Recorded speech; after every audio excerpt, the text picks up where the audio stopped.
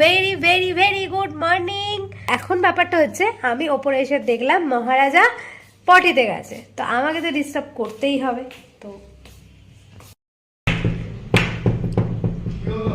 কি করছো?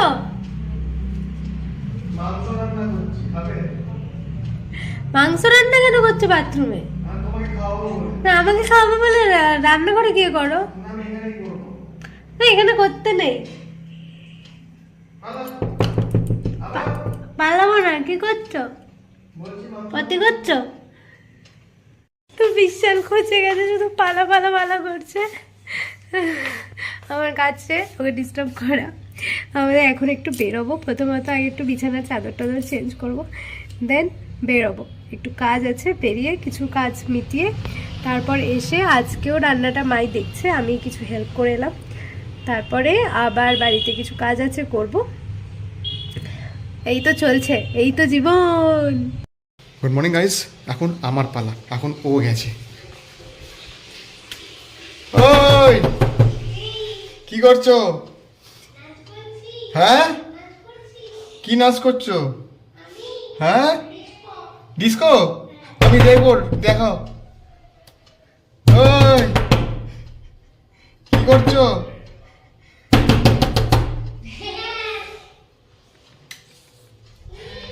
কি করছো? আমাকে দেখাও ডিস্কো। বেটা ও যতবার আমার সাথে এরকম করবে আমি ওর পেছনে লাগবো। বেরোনোর আগে একটা কাজ রয়ে গেছে, ওয়াশিং মেশিন থেকে যে জামা কাপড়গুলো হয়ে গেছে। না ধরো, এখান থেকে বার করে করে ওকে দিয়ে দিচ্ছি, কারণ এখনো মেলে দিলে তাড়াতাড়ি শুকিয়ে যাবে। হ্যাঁ না ধরো, সারা পাড়ার জামা কাপড় ঢুকিয়ে দিয়েছো নাকি? হাইট কেস হয়েছে এখন। আমি এই জামাটাকে নিয়ে শুকোতে দিয়ে যাচ্ছিলাম। শুকনোগুলো যেগুলো মেলা ছিল আগে, সেটাকে আমি তুলে সাইডে রেখেছি, আর ও ওটাকে নিয়ে মেলতে যাচ্ছে। আবার নিজেই বলছে এটা তো প্রায় শুকিয়েই গেছে।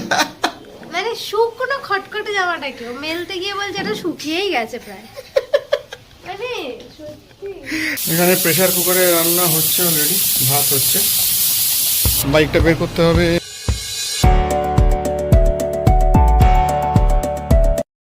বাইক রেডি, এখনো আসার অপেক্ষা, তারপর বেরিয়ে পড়বো। বসে আছি, ওয়েট করছি ম্যাডামের জন্য। ম্যাডামের এখনো কোনো পাত্তা নেই। ম্যাডাম রেডি হয়েই যাচ্ছে। দেখি, আর আমি একটু এখানে ভাবছি ঘুমিয়েই পড়বো।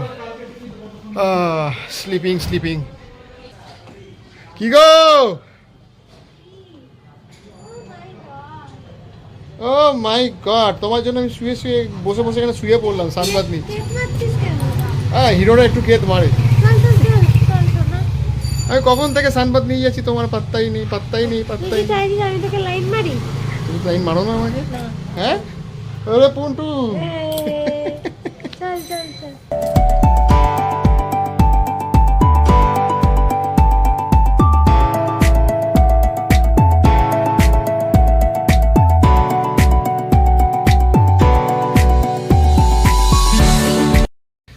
আমরা এই জাস্ট বাড়ি ফিরলাম কলেজ থেকে, আর যে কাজটার জন্য গেছিলাম সেটা সাকসেসফুলি কমপ্লিট হয়ে গেছে। এবার আপনাদের বলা যেতেই পারে যে সেই কাজটা, সরি চশমাটা পড়ে গেছিলো। তো এবার আপনাদেরকে বলা যেতেই পারে যে সেই কাজটা কি। অ্যাকচুয়ালি আমি 2013 সালে আমার মাস্টার্সের জন্য অ্যাডমিশন নিয়েছিলাম নেতাজি সুভাষ ওপেন ইউনিভার্সিটিতে, কিন্তু তখন আনফর্চুনেটলি আমি সেটাকে কন্টিনিউ করতে পারিনি। আশা করি সবাই জানেন যে আমি এয়ারলাইন্সে জব করতাম, আর এয়ারলাইন্সে ফিক্সড সানডে বলে কোনো ছুটি হয় না, উইকডেজে ছুটি হয়।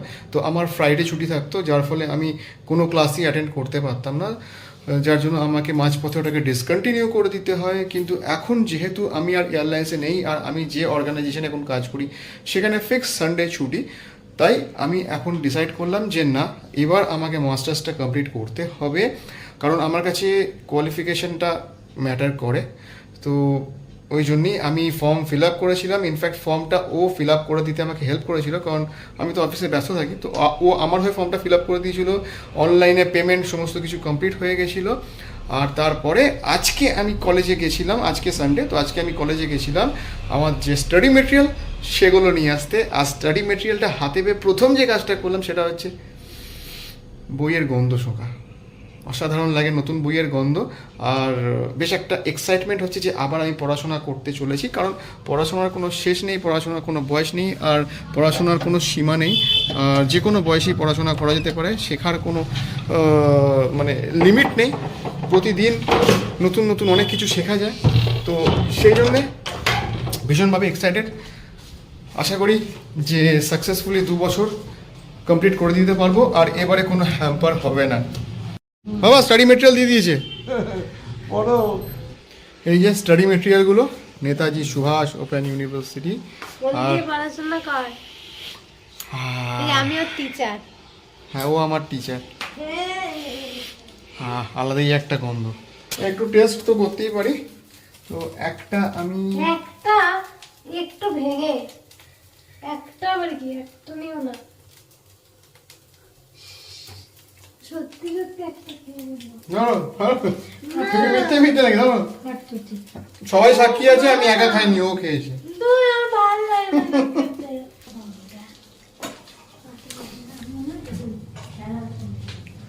এবার আমি কেটে পড়ি, নয়তো চিল্লাতে থাকবে আমার পেছনে, সব খেয়ে নিলে করে। আমি আবার এসেছি আর একটু টেস্ট করতে। আমি কি আর একটু টেস্ট করবো? হ্যাঁ, কিছু বলছে না, গরমে। আরে মোটা, আরে মোটা, আরে মোটা মোটা মোটা।